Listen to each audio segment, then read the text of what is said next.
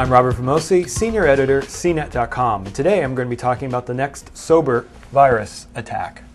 There have been more than 20 variants of the SOBR virus, and each one of them uses what I call a bootstrapping effect, and that is the virus writer initially sends out the first wave of viruses that infect a small pool of PCs on the internet.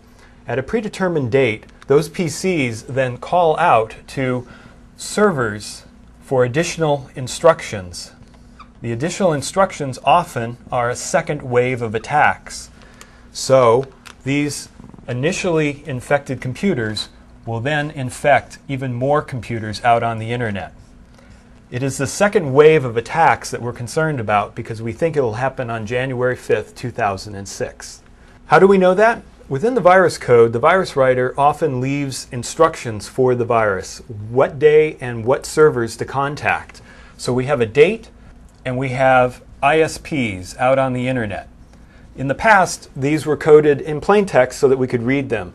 Then they started encrypting them.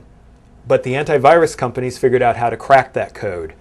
With the latest SOBR variant, they figured out a way to randomize these ISPs. So a given date might match up to different ISPs. So how do we know which day the next SOBR virus will attack? We think it's going to be January 5th, 2006 because of some social engineering. Previous versions of the SOBR virus have coincided with important dates in Nazi history. Also, the virus has spread Nazi propaganda on the internet. January 5th happens to be the 85th anniversary of the founding of the Nazi Party in Germany. So what can you do to keep your desktop PCs from being involved in the next SOBR virus attack? First, check your PCs and make sure that they're not already infected with the SOBR virus. If they are, clean them with an antivirus program now.